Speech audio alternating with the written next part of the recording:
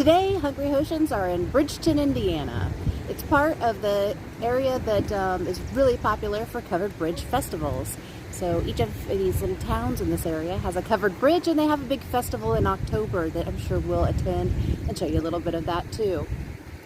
The last town that we went to like a week or so ago was Rockville. Rockville also is a covered bridge area, and so we thought we'd come here today and check out the, what is this called? I don't know. Cut. So today in Bridgeton, they're having a special festival called the Bridgeton Rendezvous. And it is kind of a collection of colonial days. And they even have some French Revolution type stuff.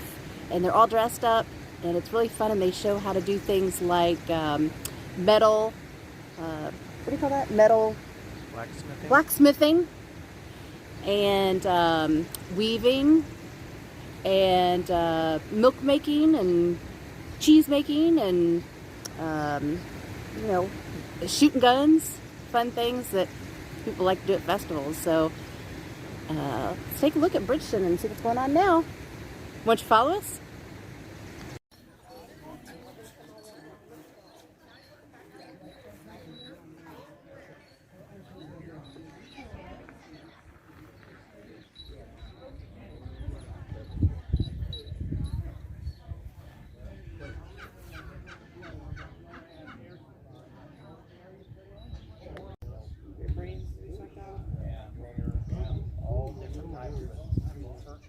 Oh, you're going to shave him?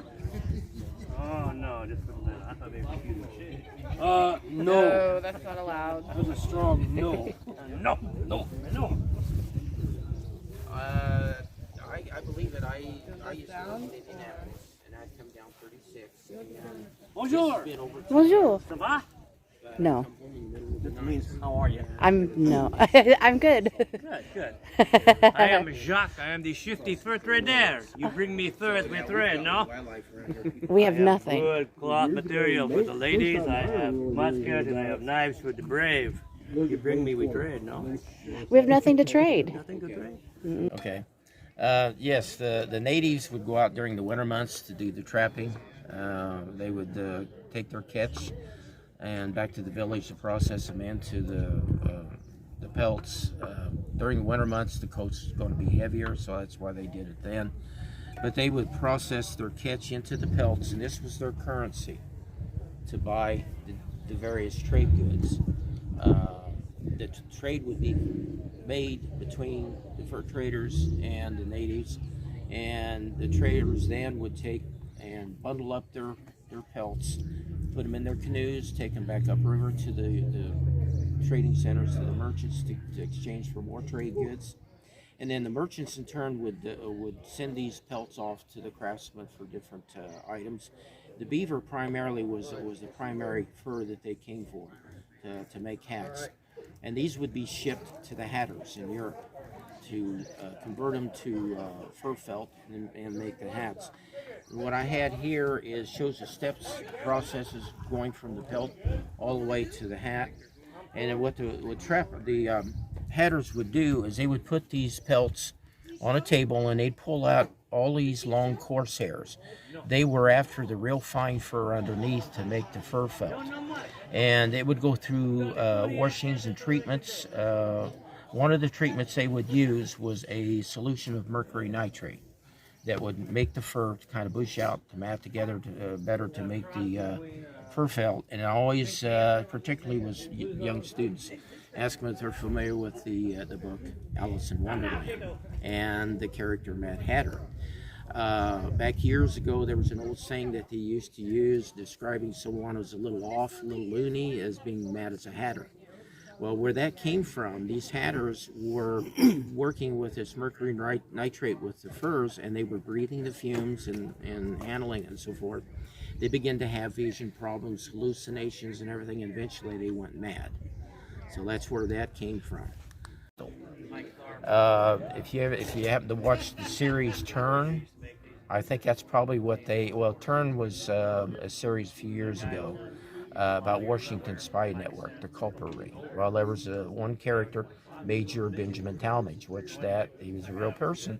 He was a member of the 2nd Continental Light Dragoons, and I believe this is probably what he had. But it's a 62 caliber French dragoon pistol. You can, it's easy, it's got a round ball weighted instead of flat. Yeah. And they I kept a lot of people away, but there was still quite a bit around.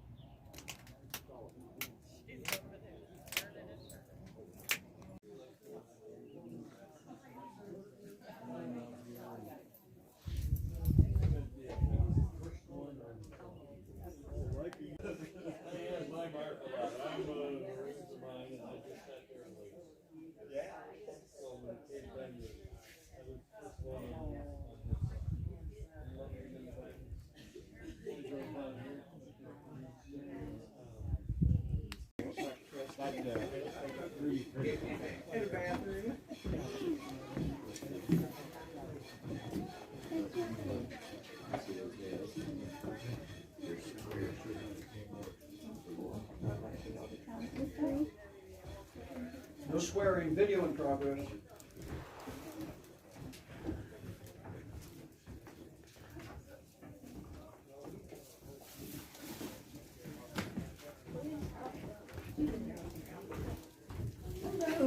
Hi, what's going on here?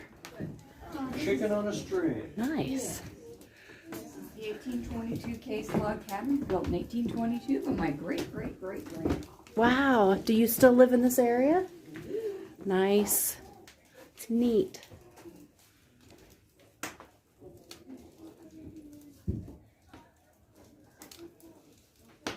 Where are you guys from? Hi. Hello, how are you doing today? Fine, thank you. Is this wool? This is alpaca, Alpaca.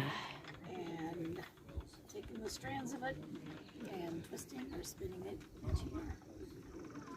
And then well, it can be sheep wool, it could be linen or whatever. And then you take, after you spin it, you can do one of two things. You can either knit it into something, or you could weave it into fabric. And from the fabric, you can make all of the men's shirts and pants and ladies' chemises, petticoats, and then all the children's clothing. So this is the cause of all our problems. This is where we get in trouble when we have clothes. So they, after you make it, into your fabric, then you cut everything out and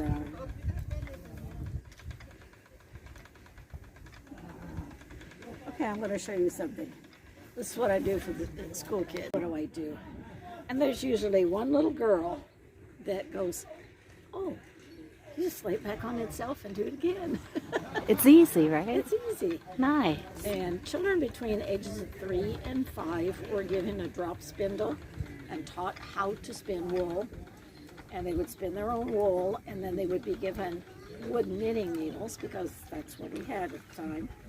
And they would knit their own stockings. Now imagine a 3-year-old knitting a pair of stockings. Wow. And I'd say, well, how many of you, boys and girls, are ready to knit your own stuff? Invariably, it's always a boy. I will. And I said, it's funny you say that, because knitting was a man's job. Really? Yes. And I said, I think he got kind of busy in the field. That's when it went to the ladies and the girls.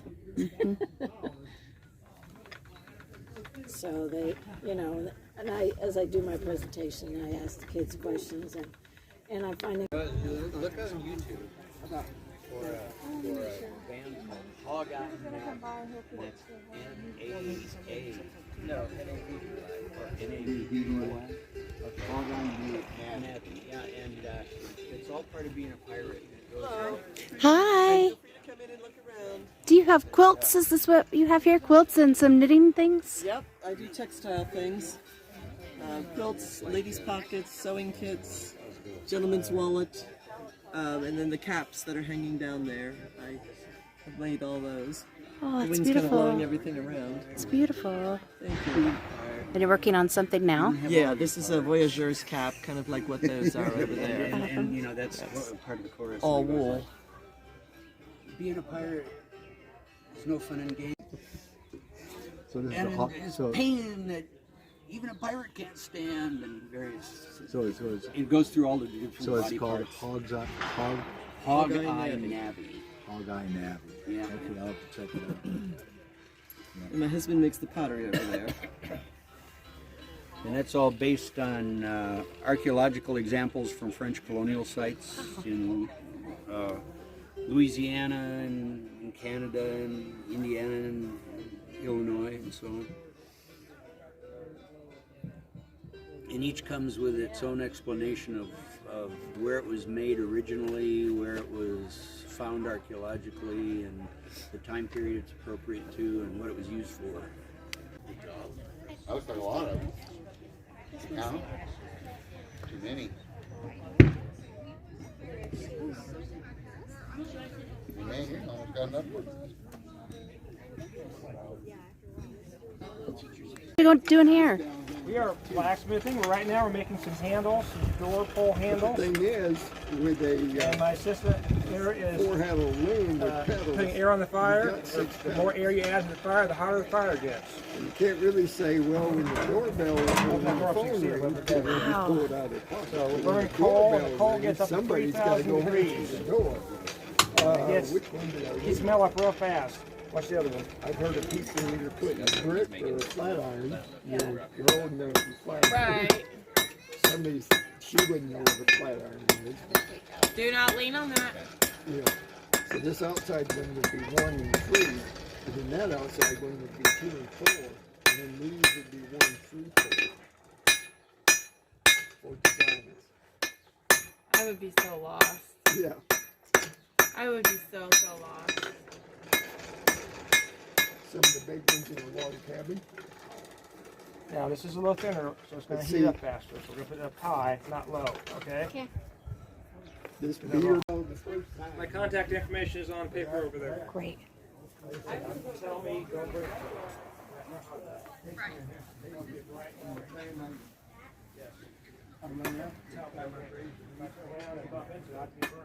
First time I did it.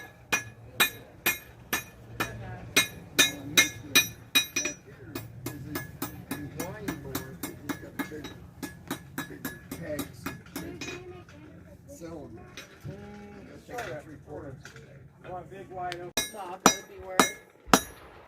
Setting it up one day and then the next day doing it. Yeah. And this one, we take this support leg off.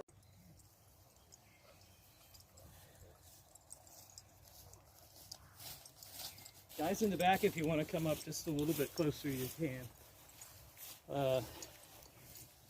So just kind of give you an idea what is going to go on is we have everything is black powder, obviously. Out of that, there are 3 flint mechanisms and 2 percussion. So the flint's going to be your late 1600s all the way through to about the 1800s. And then percussion switched over and then finished out through the rest of that time period. Out of that, there are 3 rifled weapons and then 2 smooth. So the rifle is more of your hunting type weapon, longer range, takes longer to load. Smooth bore, more militaristic, also a hunting, but is more forgiving as far as loading. Easier to load, faster to load. But you're also able to use shot and a ball and or mix and match and stuff like that. So you have, it's a more versatile weapon. So what they'll do is they've got the targets up here. They have to pick which one they're shooting in the front, and then basically they're just going to go further and further away.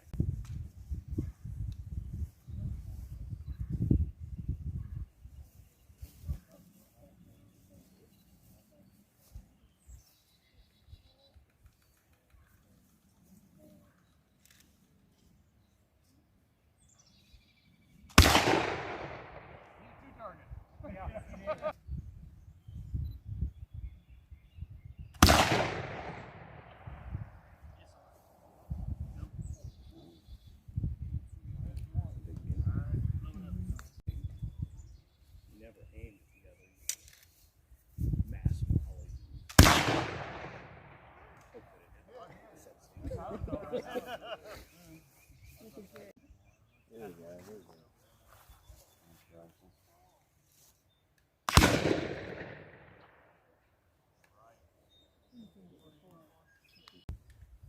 The line, got the brown barrels.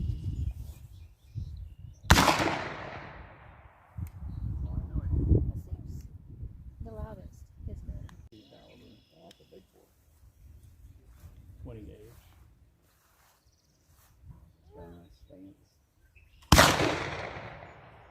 That's got some thunder It behind has some it. good kick, didn't it? Wow. It's a big gun. They really don't kick that bad, but they make a lot of noise. Analyze it. I wonder what powder. I wonder what the most popular powder they use is X or elephant or whatever black powder. Go X black powder. That's the most common. You know what soap is for, sir, don't you? Being a Scot, he ought to know. You know what soap is for? It's to make you smell better. Now, you go get you a nice bar of that smelly soap and you put a hole in it. And you put it on a string and you carry it around somewhere close to you.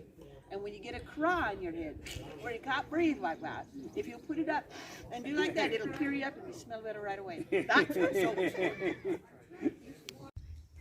Well, we hope you enjoyed our trip to Bridgeton, Indiana today. It's a beautiful park with a covered bridge. Lots of great people having a good time celebrating the days of yore. So anyway, if you get a chance to come to the Bridgeton Rendezvous next year, you should. It's a good time, wouldn't you say, Matt? Oh yeah, I had a blast. Very nice. So we will see you next time on Hungry Hooshins. The Bridgeton Mill was built in 1823, and then in 1870 it was rebuilt. It actually still is used as a mill.